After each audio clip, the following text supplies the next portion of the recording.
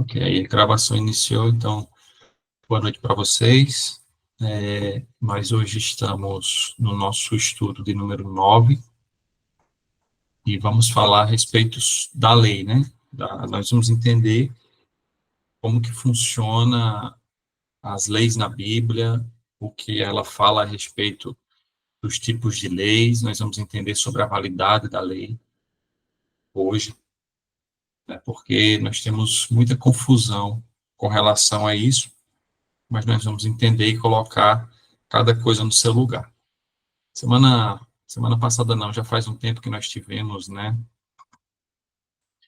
a, a última aula, que foi sobre transformação, nós falamos a respeito da segunda, especialmente, né, da segunda fase da salvação, que é a santificação, onde nós vimos que tem a justificação, a santificação e a glorificação.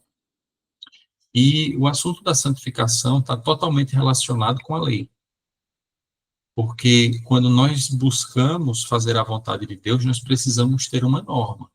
Eu só sei o que é pecado a partir do momento que eu sei o que é a lei. Sem a lei não há pecado, sem a lei não há transgressão. Então, a partir do momento que nós temos uma norma, aí sim nós podemos definir limites. Aí sim nós podemos saber até onde podemos ir e até onde não, certo? Então, nós vamos falar sobre a lei hoje. Mas antes eu queria começar com uma breve oração. Então, fechemos os nossos olhos e vamos orar.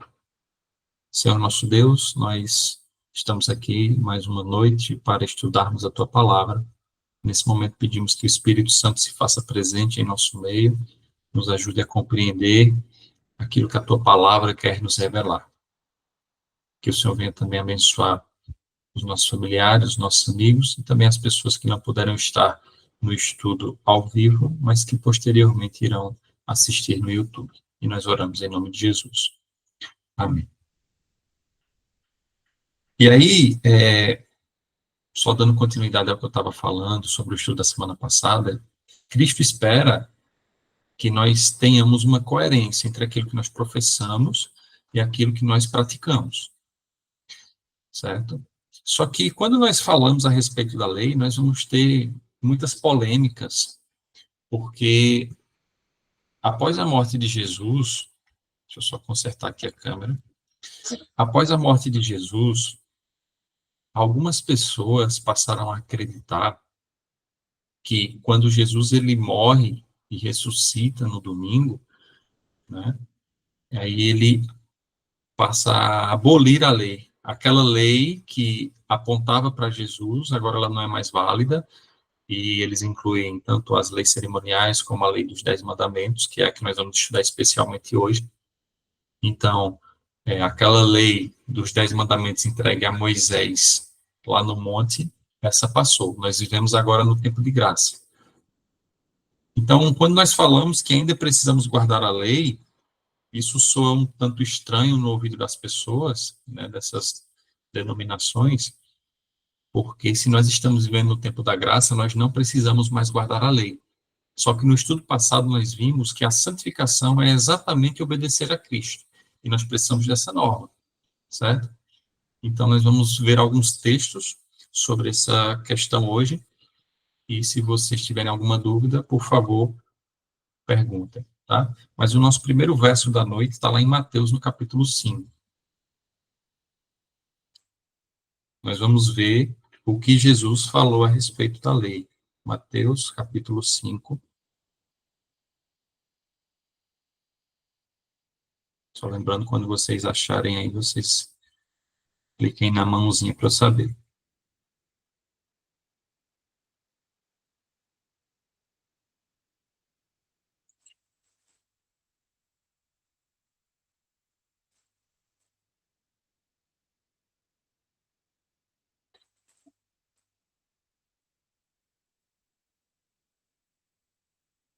Olha só que interessante.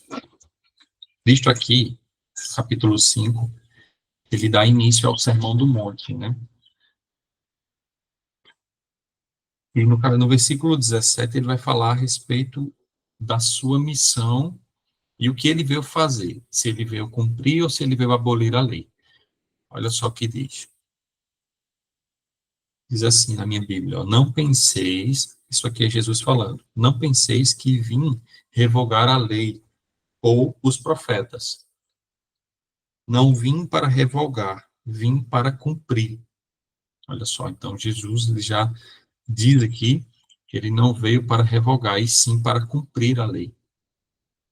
Essa palavra cumprir, ela no grego é o verbo plero. O que o verbo plero vai significar? Ele tem vários significados, e um desses significados é dar ênfase, tornar válido, sabe? Dar o verdadeiro sentido, poderíamos dizer assim. Então é como se Cristo estivesse dizendo assim: eu não vim para revogar. Revogar significa abolir, certo? Eu não vim para revogar, eu vim para dar o verdadeiro sentido, eu vim para elevar a lei, não para abolir a lei. Aí ele diz no versículo 18 e 19 o seguinte: porque em verdade vos digo, até que o céu e a terra passem, nem um i ou um tio jamais passará da lei, até que tudo se cumpra. Aquele, pois, que violar um desses mandamentos, posto que dos menores, e assim ensinará aos homens, será considerado mínimo no reino dos céus. Aquele, porém, que os observar e ensinar, esse será considerado grande no reino dos céus. Certo? Então, na tua Bíblia está escrito assim, dar o sentido completo, Rafa? Isso. Pronto. Aí você já comprova o que eu acabei de dizer, dar o sentido completo. Eu vou dar um exemplo para vocês, porque eu não trouxe no estudo, mas se vocês verem aí no capítulo 5, deixe-me ver aqui qual o verso. Versículo 21. Logo em seguida, depois de Jesus dizer assim, eu não vim para abolir a lei, ele diz assim, no verso 21, ouvistes que foi dito aos antigos, não matarás, e quem matar estará sujeito a julgamento. Olha só, essa era a lei. A lei dizia, não mate. Só que aí Jesus diz o seguinte, no versículo 22, eu, porém, vos digo, que todo aquele que sem motivo se irar contra seu irmão estará sujeito a julgamento. E quem proferir um insulto a seu irmão estará sujeito a julgamento do tribunal. E quem lhe chamar tolo estará sujeito ao inferno de fogo. Então, quando Jesus ele diz que veio dar o sentido completo, ele está dizendo que as pessoas daquela época elas entendiam a lei muito no pé da letra. Então, eu não poderia cometer o ato físico de matar uma pessoa. Mas eu odiar uma pessoa não tinha problema. E aqui Jesus vem dar o verdadeiro sentido, elevar a lei. Ele diz assim, olha, vocês acham que não matarás é só não matar? Não. Se você odiar a pessoa, você já está matando no seu coração. E aí ele vai falar isso a respeito do adultério também no versículo 27. Ele vai dizer, você acha que adulterar é apenas ir lá e praticar o ato? Aí ele diz, eu vou dizer o que é adulterar. Adulterar também é você olhar com intenções impuras para as outras pessoas. Então, é nesse sentido que Jesus vem elevar a lei e não abolir a lei, certo? Só que aí tem uma confusão, porque quando você vai falar sobre essas questões com algumas pessoas que acreditam que o tempo da lei passou, eles vão usar textos como, por exemplo, Efésios, no capítulo 2. Vejam lá o que diz. Efésios, capítulo 2, o versículo 15. Esse verso eu vou pedir para tu ler, Rafa.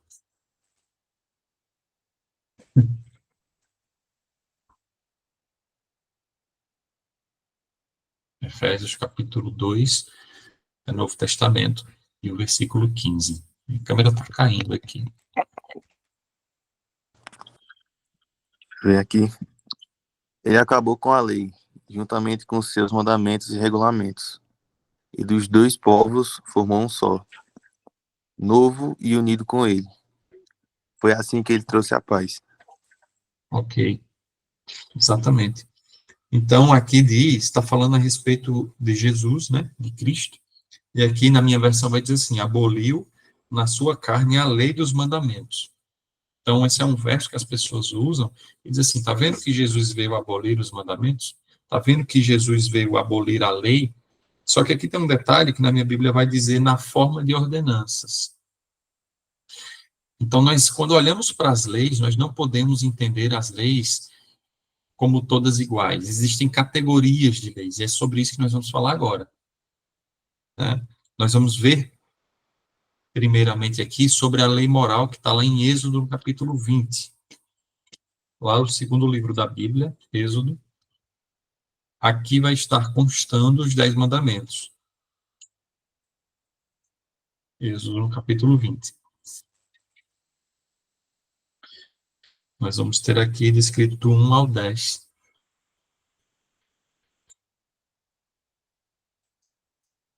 Do 1 ao 10. Nós vamos ler do versículo 3 até o 17. É uma leitura um pouco comprida, mas que é importante a gente fazer. Tu está conseguindo acompanhar aí, né, João?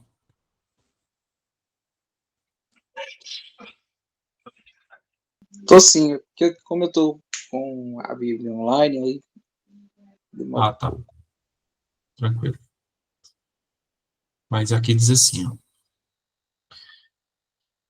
Primeiro mandamento. Não terás outros deuses diante de mim. Esse é o primeiro mandamento. Não farás para ti imagem de escultura, nem semelhança alguma do que há em cima nos céus, nem embaixo na terra, nem nas águas debaixo da terra.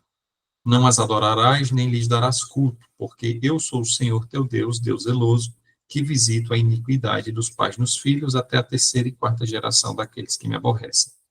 E faço misericórdia até 1000 gerações daqueles que me amam e guardam os meus mandamentos. Esse foi o segundo mandamento, né? O terceiro, não tomarás o nome do Senhor teu Deus em vão, porque o Senhor não terá por inocente o que tomar o seu nome em vão. Quarto mandamento, versículo 8. Lembra-te do dia de sábado para o santificar. 6 dias trabalharás e farás toda a obra, toda a tua obra. Mas o sétimo dia é o sábado do Senhor teu Deus. Não farás nenhum trabalho, nem tu, nem teu filho, nem tua filha, nem o teu servo, nem a tua serva, nem o teu animal, nem o forasteiro das tuas portas para dentro. Porque aqui no versículo 11 nós temos um motivo de por que guardar o sábado.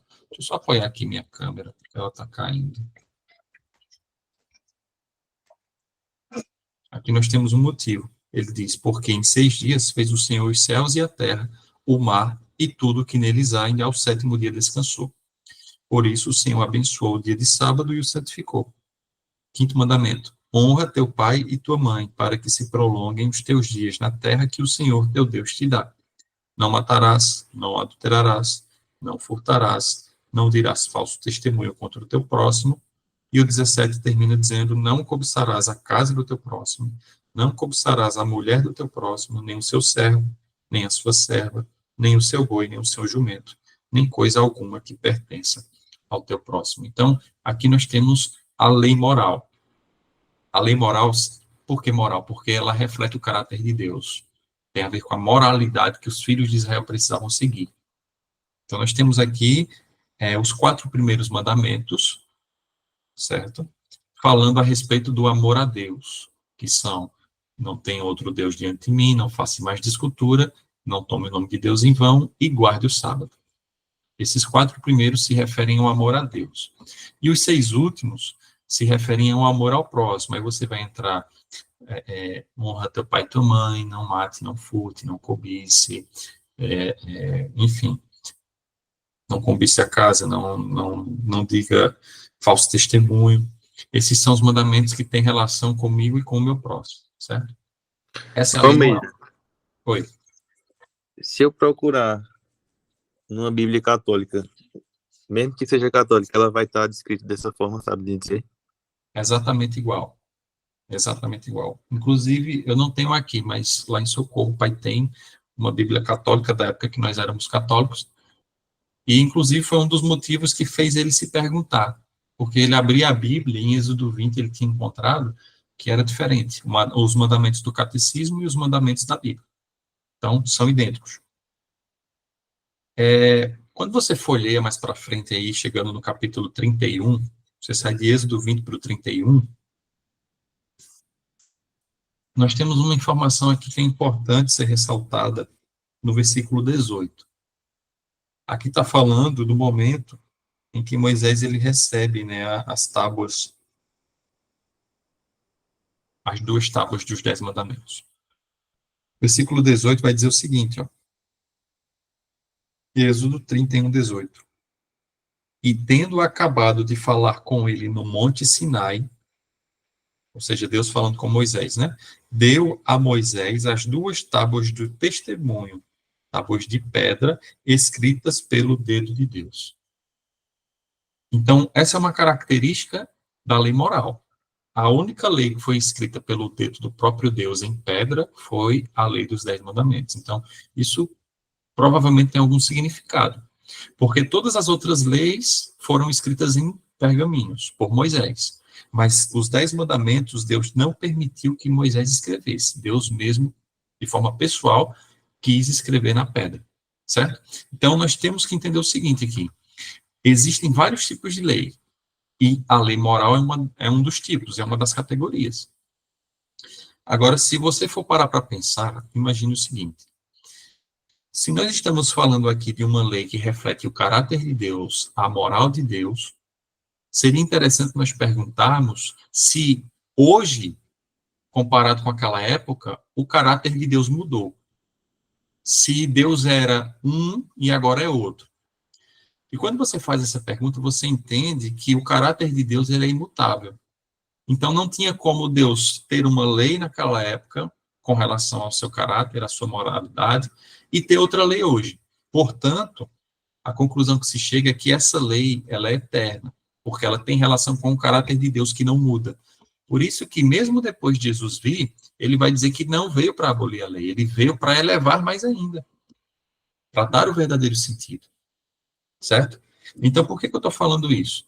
Porque nós vamos ver agora uma lei, e essa lei, ela não foi escrita em pedra, essa lei, ela foi escrita em pergaminho por Moisés, e essa lei, sim, foi abolida.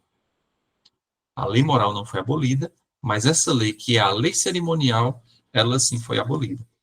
Eu não vou ler, mas eu vou deixar o texto para pesquisa depois. Levítico capítulo 1 até o capítulo 4 vai falar sobre a lei cerimonial, as leis cerimoniais.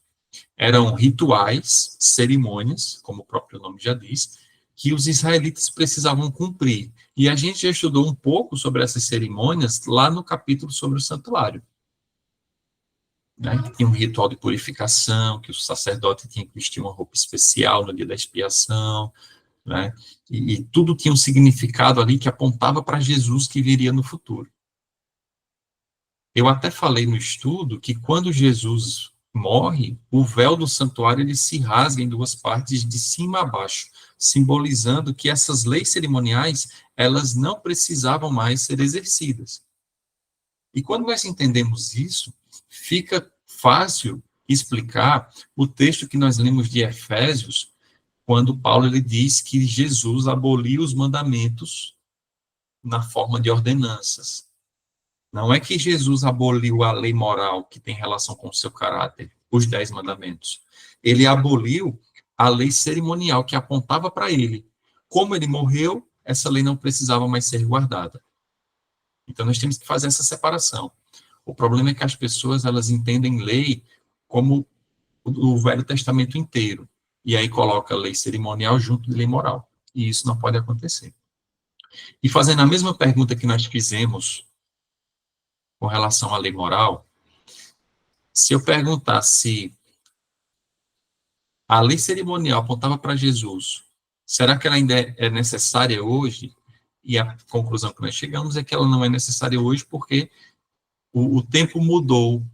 O que ela apontava já se cumpriu. Então, nós não precisamos mais dessa lei. Aí você pergunta, por que então, se nós não precisamos mais dessa lei, por que havia advertências no Novo Testamento, como, por exemplo, essa de Efésios? Porque, mesmo após a morte de Jesus, os judeus convertidos ali ao cristianismo, eles ainda não tinham entendido bem essa questão da graça, e os apóstolos, eles precisavam ficar dizendo para eles, olha, as cerimônias já passou, circuncisão não precisa mais, dia da expiação não precisa mais, não precisa sacrificar mais animais, porque o cordeiro que desceu do céu, ele já morreu. Então, por isso que tem esses registros, porque algumas igrejas naquela época estavam tendo dificuldades nesse ponto, certo? Então, nós já vimos aqui lei moral, lei cerimonial. Quando você olha Êxodo capítulo 21 e 22, ali você vai ter leis civis, era uma outra categoria de leis daquela época. Lá você vai ter leis, mandamentos, né, para que houvesse uma harmonia na sociedade e as pessoas se dessem bem. Seria comparado ao nosso Código Civil atualmente, né? Dizendo que nós precisamos ter ética, que precisamos tratar as pessoas bem, que nós precisamos deixar, obter o que é nosso e deixar em paz o que é do outro. São leis que foram feitas para reger a sociedade, deixá-la em harmonia.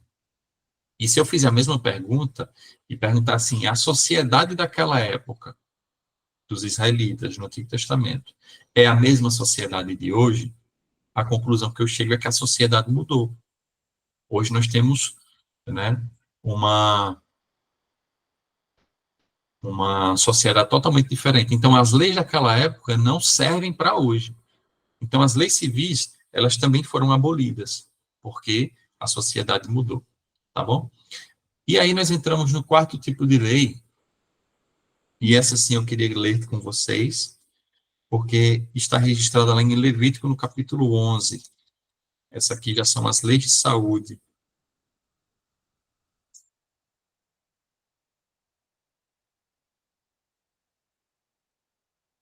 Abram aí, Levítico, no capítulo 11, nós vamos ler do versículo 1 até o 19 agora. Estou tentando ser bem objetivo, porque nós ainda temos alguns versos para vermos aqui.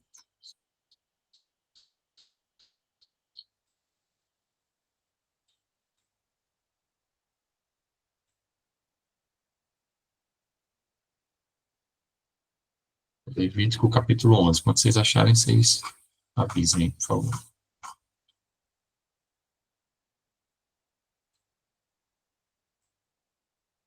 Levítico, só para lembrar, o terceiro livro da Bíblia, tá?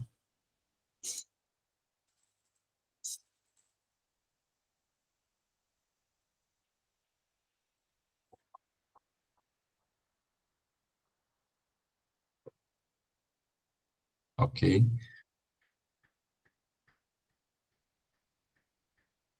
Ok. Ô, João, vamos dividir essa leitura em três. Eu queria que João lesse do versículo 1 até o versículo 7. Ou melhor, até o versículo 8, por favor. E Rafa vai ler do 9 até o versículo 12. E eu leio o resto, tá bom? Vamos dividir aqui. Posso ler? Pode sim. O Senhor Deus deu a Moisés e a Arão as seguintes leis para os israelitas.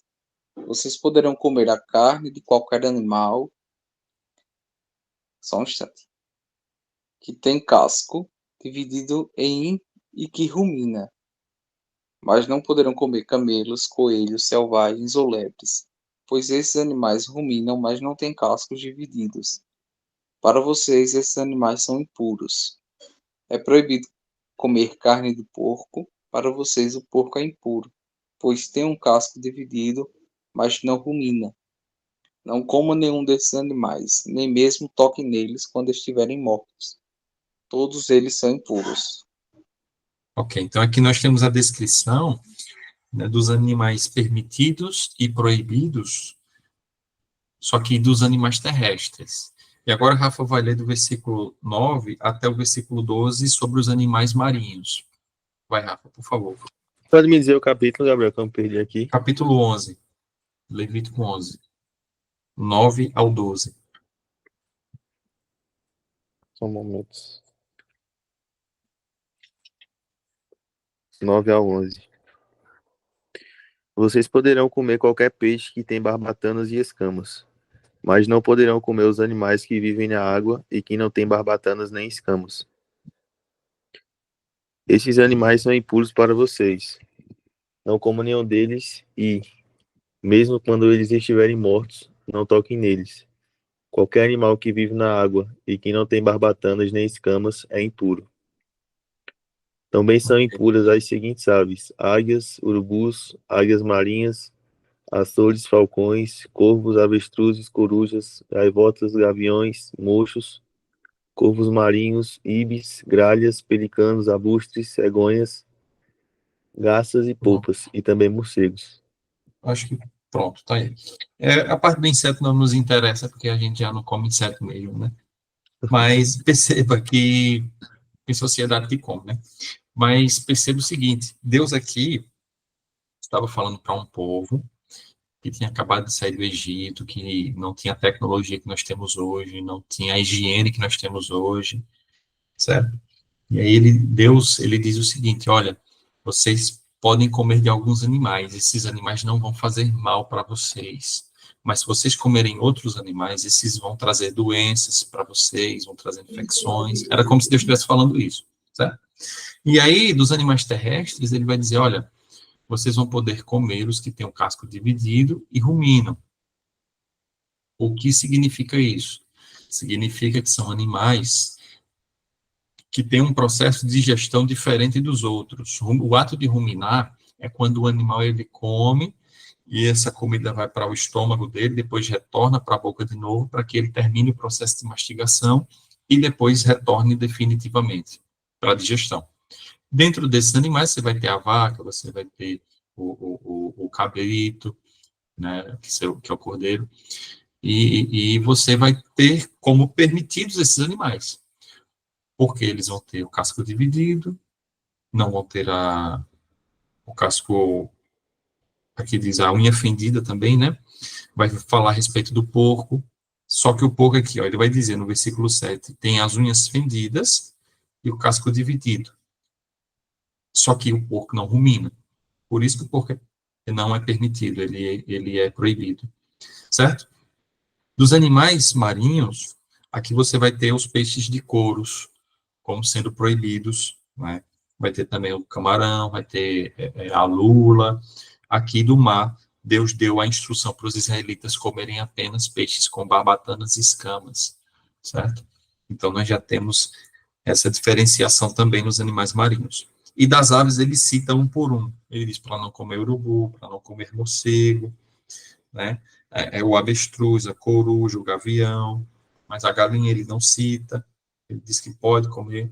Então, percebam que Deus se preocupava até com isso, até com a saúde dos israelitas, certo?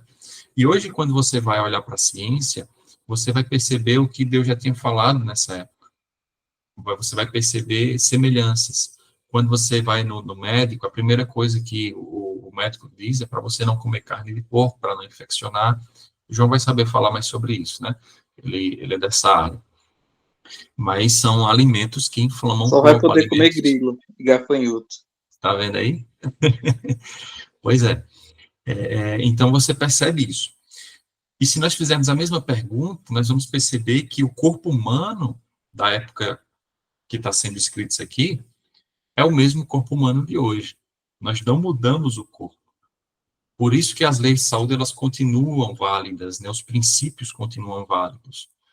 E você vai ter esse reforço lá no Novo Testamento, Paulo dizendo que nós devemos comer e beber, glorificando a Deus, dizendo que o nosso corpo é santuário do Espírito Santo. Então, nós temos aqui 4 tipos de leis, 2 que foram abolidas, que foram as leis civis e a lei, as leis civis e a lei cerimonial, e outras 2 leis que permanecem até hoje, que é a lei de saúde, porque o corpo humano não mudou, os princípios continuam o mesmo, e a lei moral, que tem a ver com o caráter de Deus, e Deus também não mudou, certo? Aí você pensa, tá, mas aqui nós usamos versos do Antigo Testamento, as pessoas, elas que defendem que a lei passou, elas alegam versos do Novo Testamento, elas sempre vão usar versos do Novo Testamento, dizendo que a lei não está presente lá no Novo Testamento, enfim. Então, eu queria ver com vocês agora, e como o tempo está avançando, eu tenho aqui 5 versículos, eu queria dividir. Vamos olhar primeiro esses 3. Eu queria que Rafa abrisse em João, no capítulo 15, versículo 10. E João vai abrir em Romanos capítulo 3, versículo 31. E eu já vou ler outro, certo? E depois esses versos estarão lá no material complementar.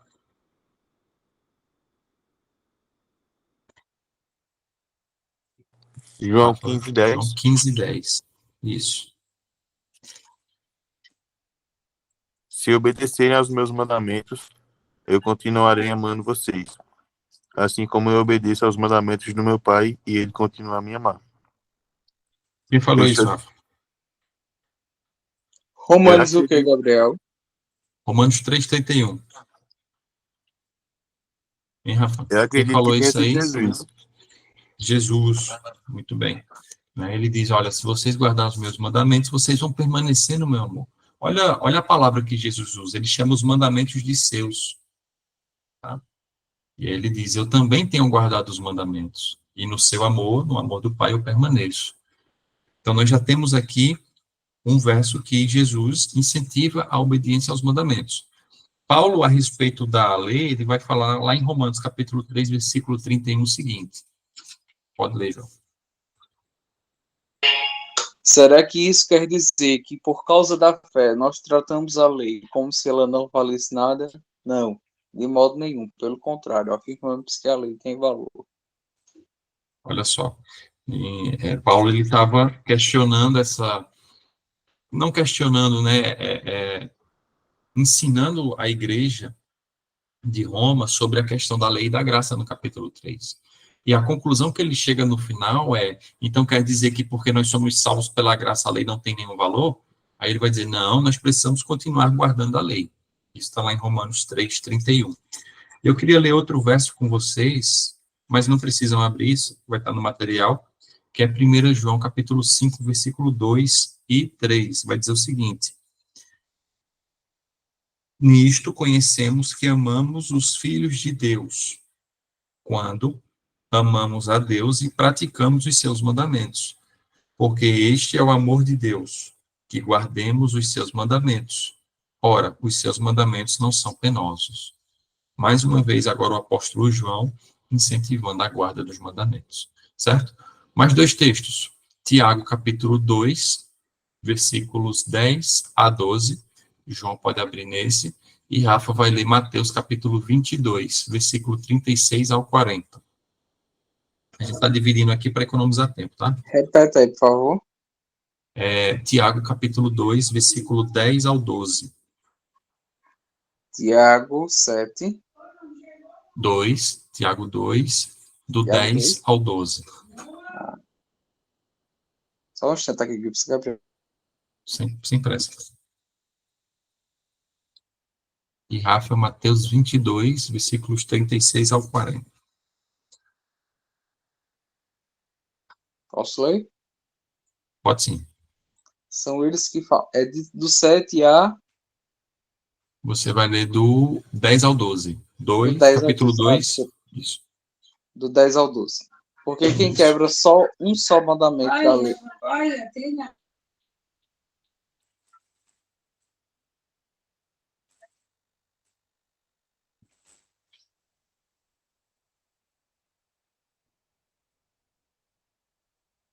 Que disse, não cometa adultério, também disse, não mate. Mesmo que você não cometa adultério, será culpado de quebrar a lei e se matar. Falem e vivam como pessoas que serão julgadas pela lei que nos dá liberdade. Olha só que interessante. Aqui, Tiago, ele está falando que nós seremos julgados por essa lei.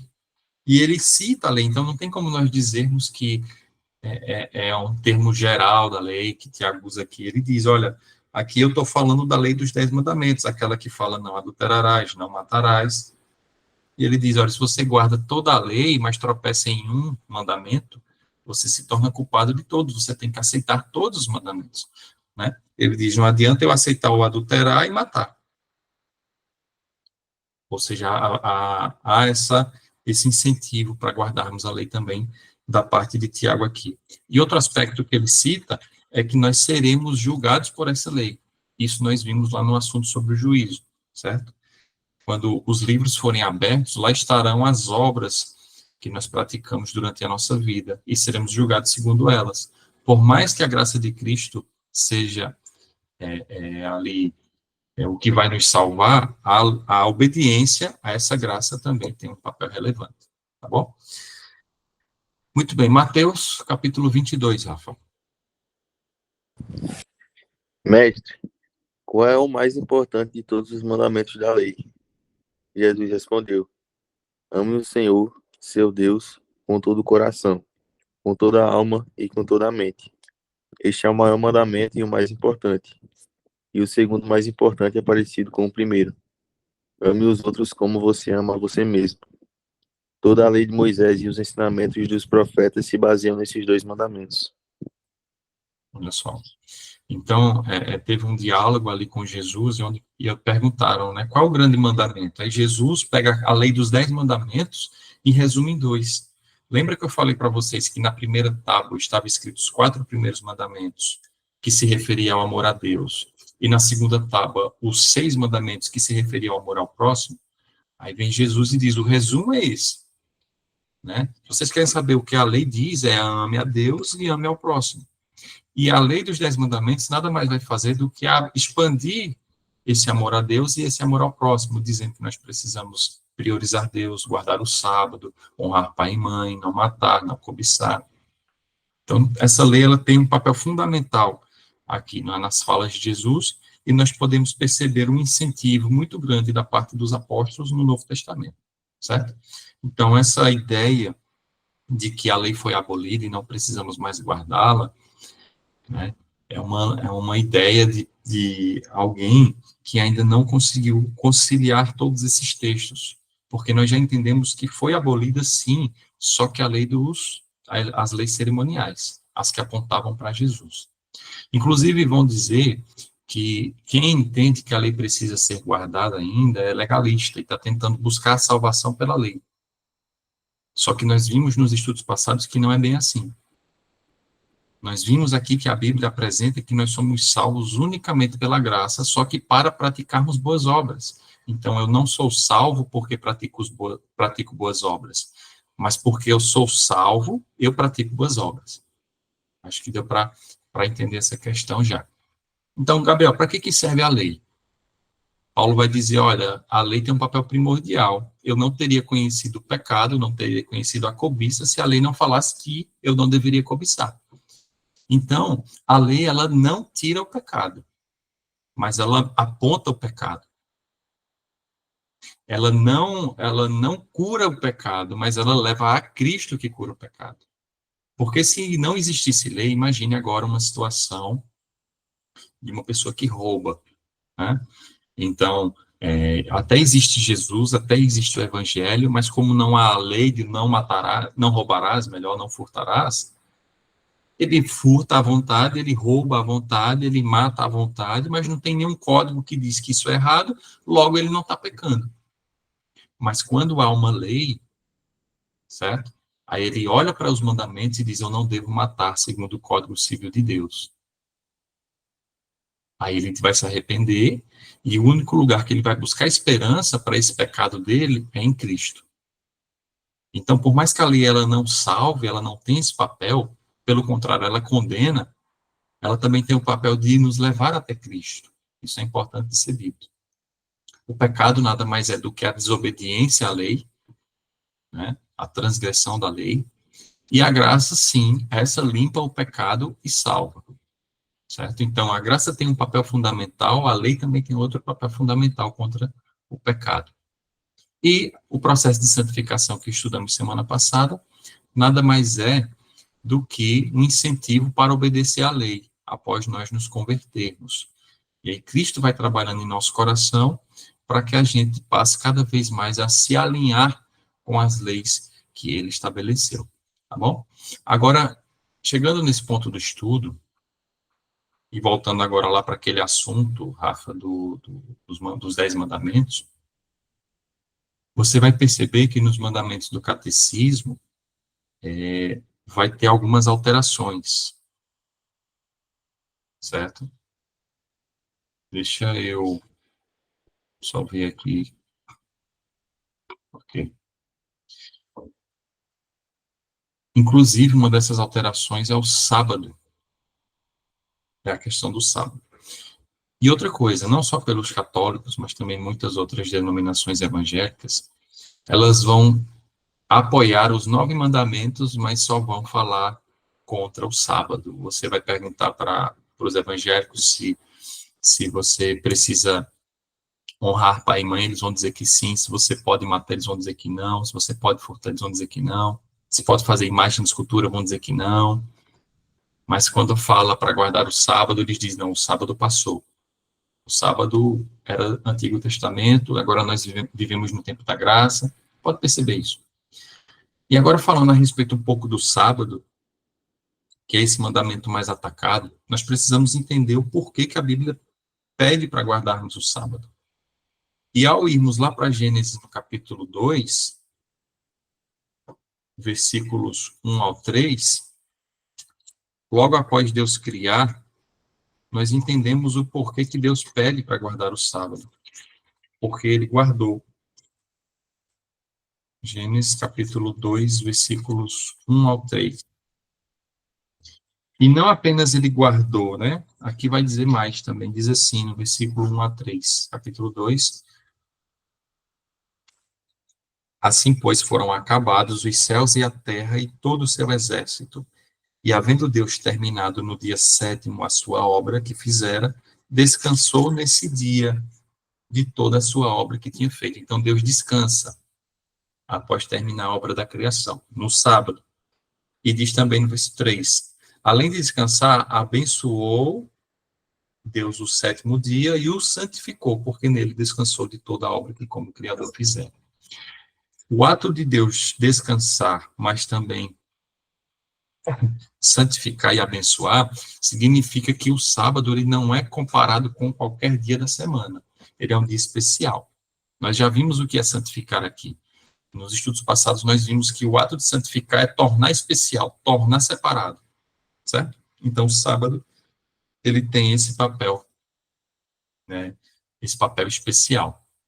Marcos capítulo 2, versículos 27 e 28, você vai ter uma fala de Jesus a respeito do sábado, no Novo Testamento, o Evangelho de Marcos.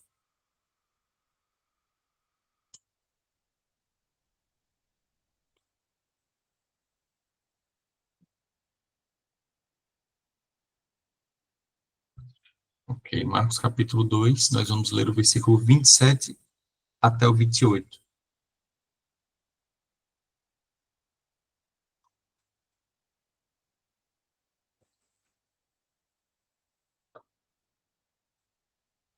Esperar vocês acharem aí.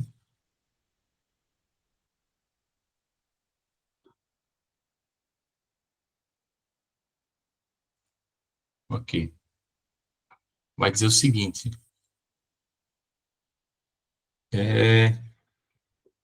Diz assim, ó. E acrescentou, Jesus falando, o sábado foi estabelecido por causa do homem, e não o homem por causa do sábado, de sorte que o Filho do Homem é Senhor também do sábado.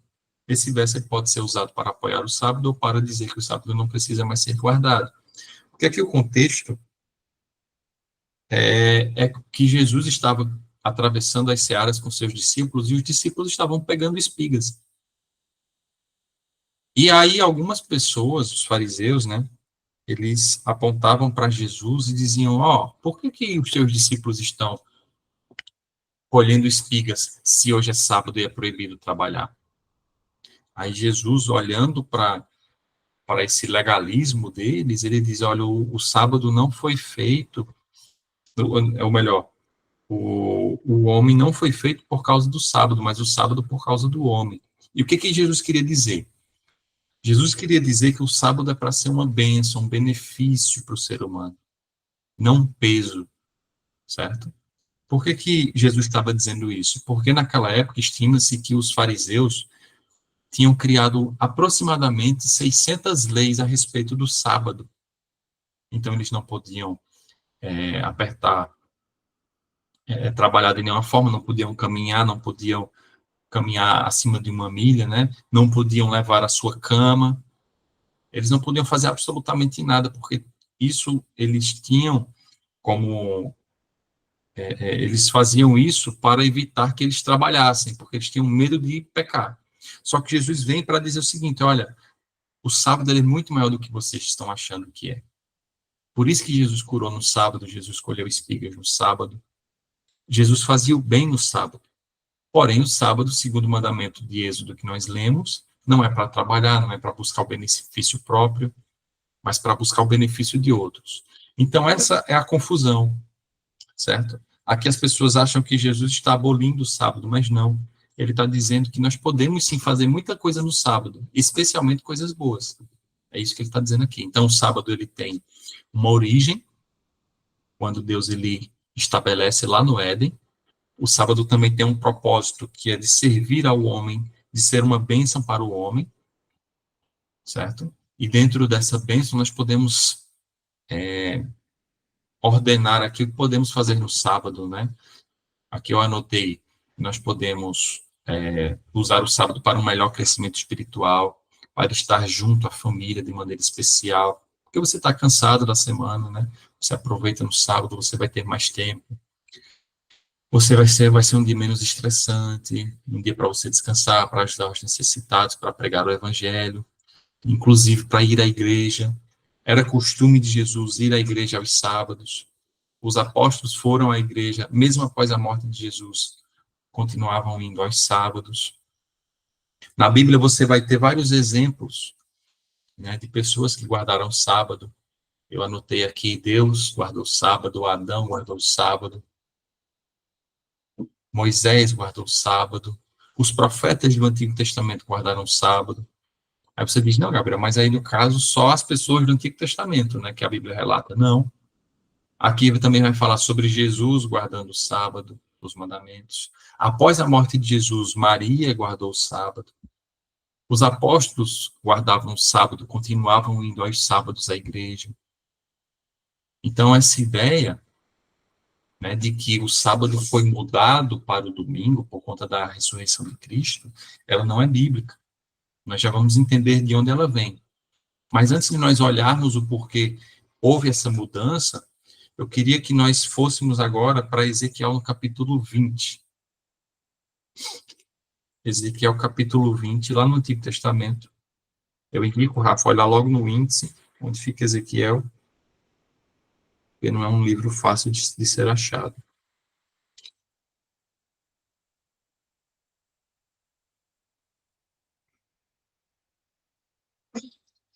Já achou? Vou pedir para tu ler. Tô procurando aqui, é porque minha Bíblia não tem índice. Ah, tá, É que tua verdade. mãozinha estava levantada, eu pensei que tinha achado já. Antigo Testamento. Antigo Testamento. Deixa eu tentar te nortear aqui, ó. Vai ter Jeremias, vai ser para frente de Jeremias, antes de Ezequiel, não, antes de Ezequiel não, antes Antes de de Samuel. Osés, para frente, depois dos Salmos.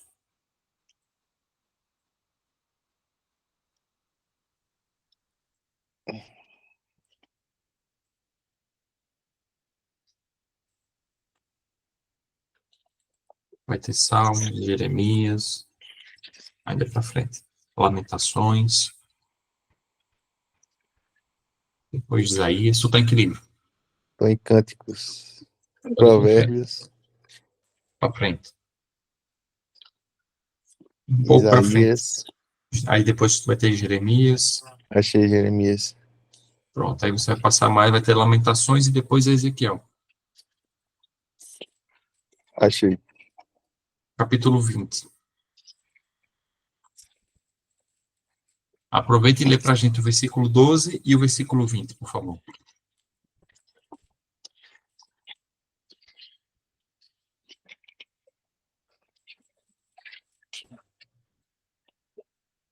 Ezequiel capítulo 20, versículo 12. Isso.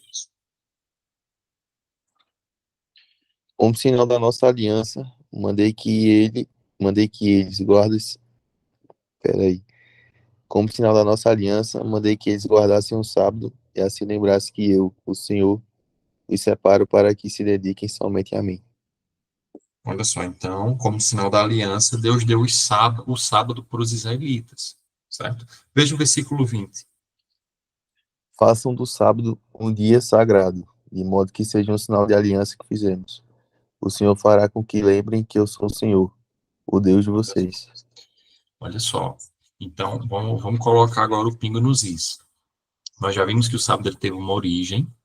Lá no Éden, Deus guardou, descansou, né? Abençoou e santificou o sábado. No Êxodo, no capítulo 20, vai ter dizendo assim: lembre-se do dia de sábado, porque em 6 dias fez o Senhor os céus e a terra, e no 7º descansou.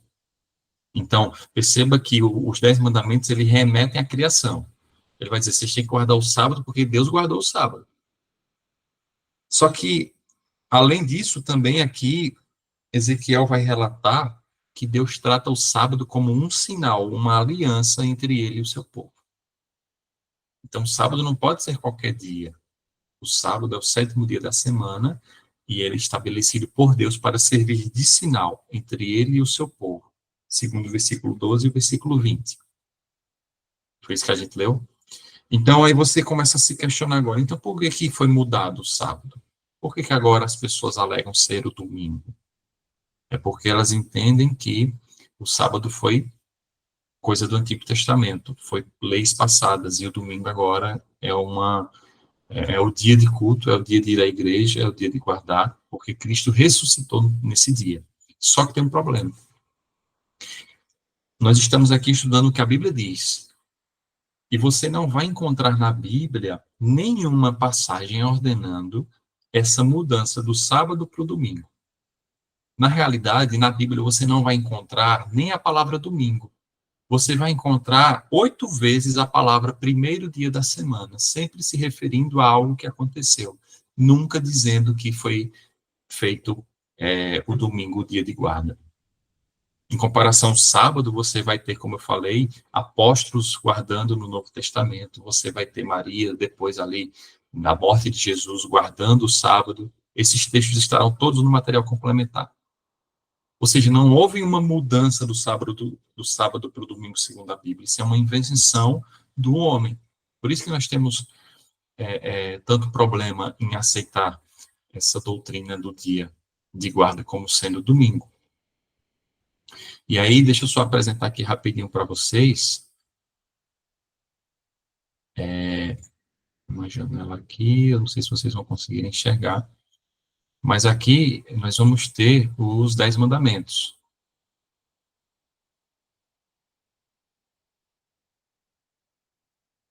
Okay. Você consegue ver aí, né, Rafa e João?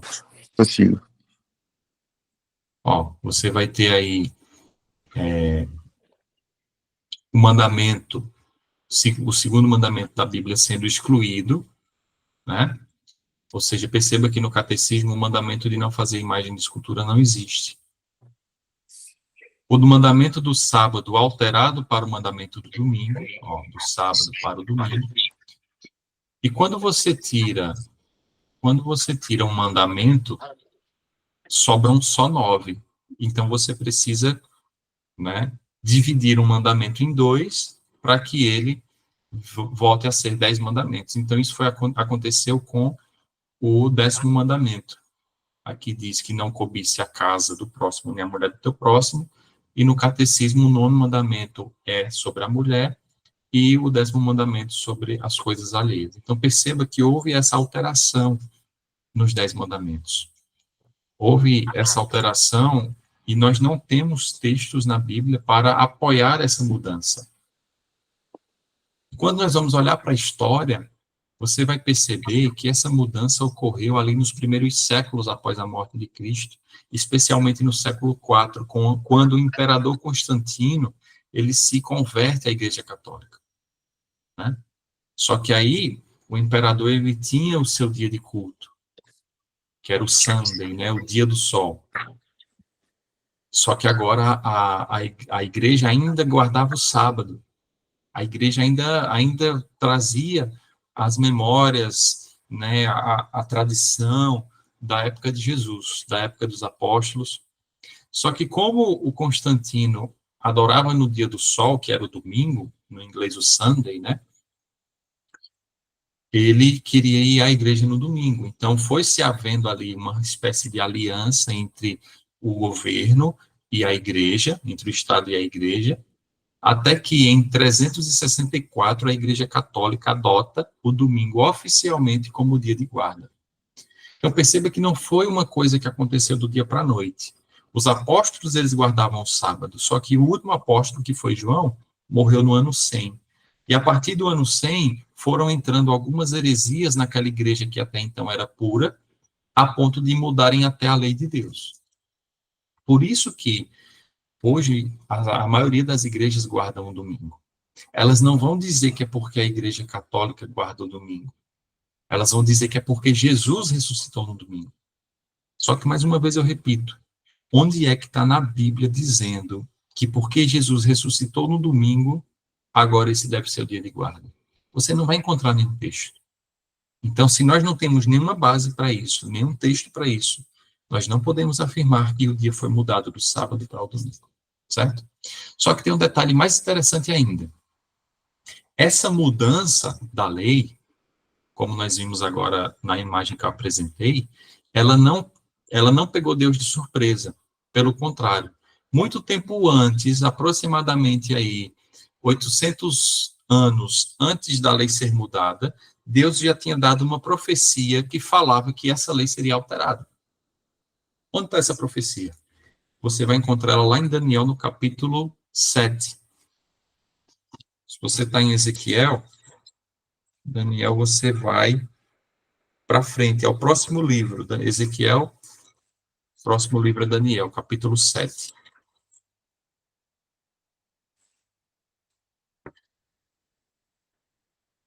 Aqui Daniel 7 vai relatar uma profecia a respeito do chifre pequeno.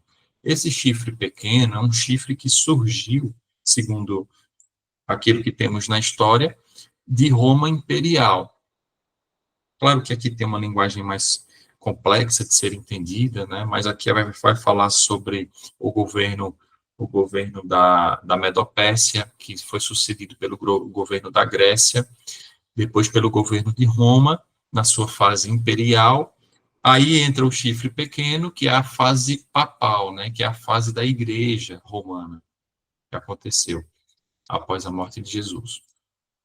E a respeito desse chifre pequeno, olhando lá para o futuro, olha o que diz o capítulo 7, versículo 25.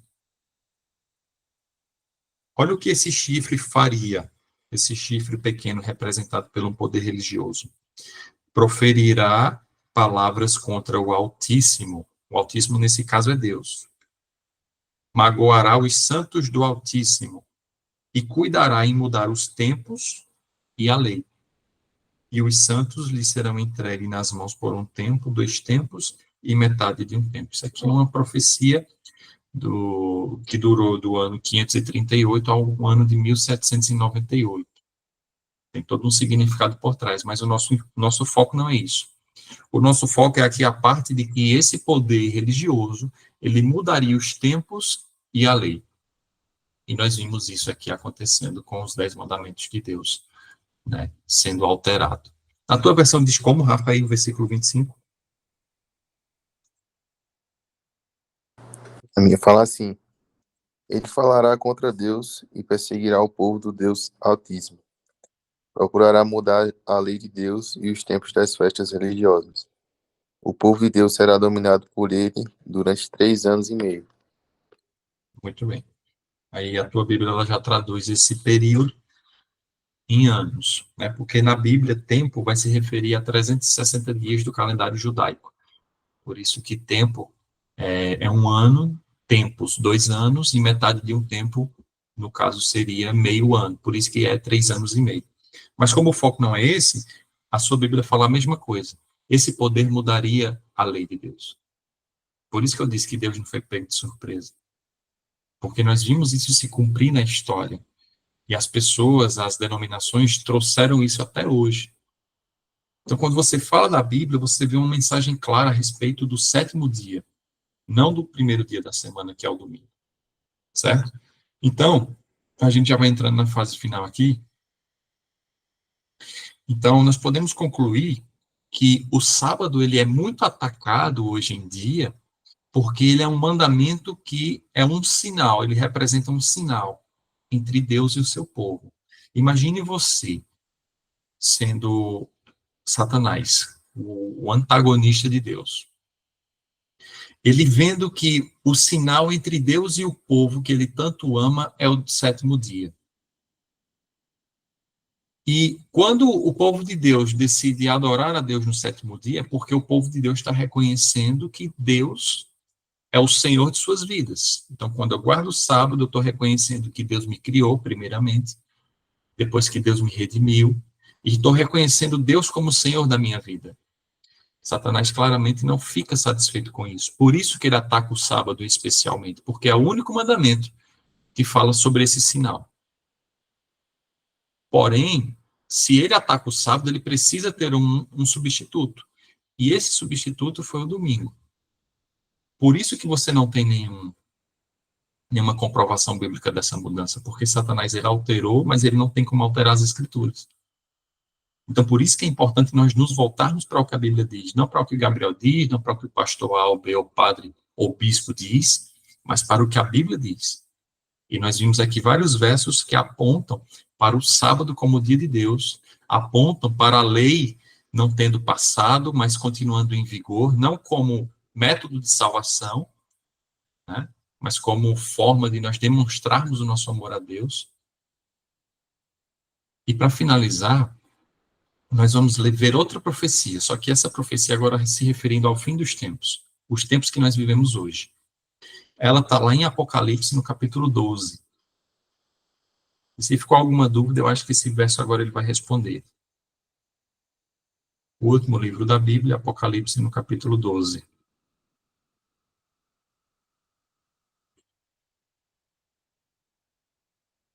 Olha só, aqui é descrito a profecia da mulher e o dragão. O dragão em profecia, aqui vai dizer que é Satanás, certo?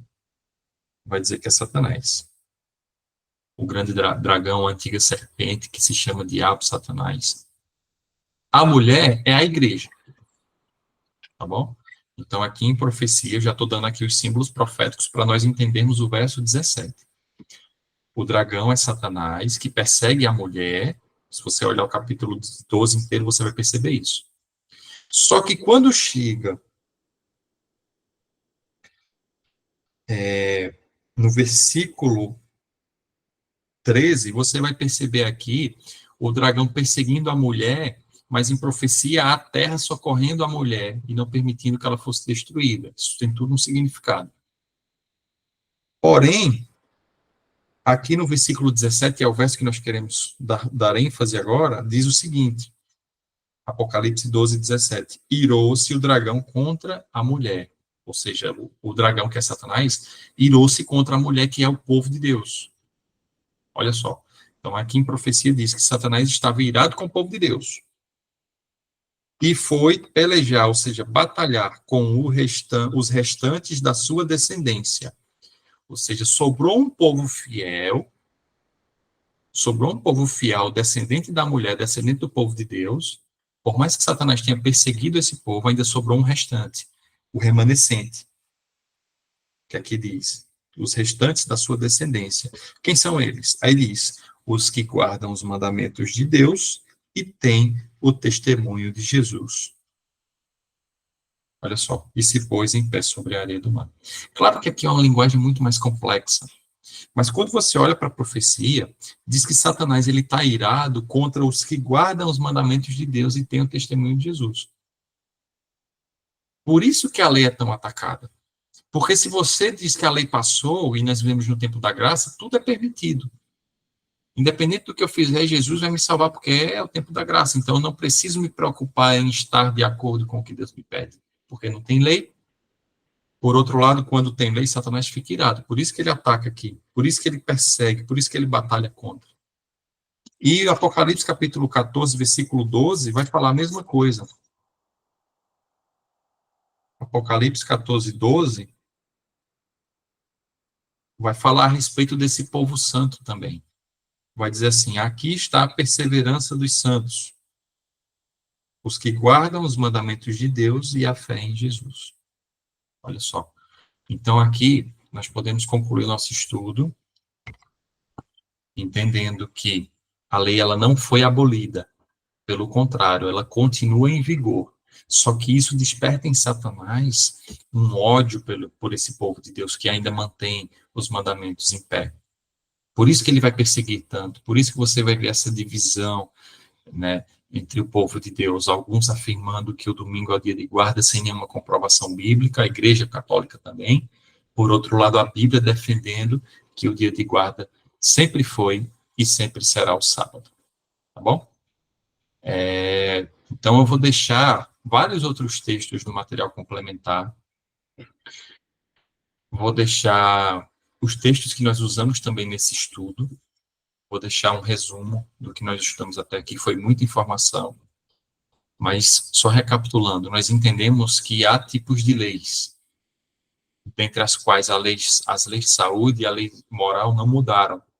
Jesus defendeu a lei, Jesus incentivou a guarda dos mandamentos, os apóstolos também incentivaram a guarda dos mandamentos. E no tempo do fim, o povo de Deus seria perseguido por conta da guarda dos mandamentos. Então, com isso, a gente termina o estudo aqui sobre a lei. Semana que vem tem mais. Mas eu queria saber de vocês se vocês têm alguma dúvida, ou se ficou claro tudo isso que a gente estudou até aqui. Tá interesante. Ok.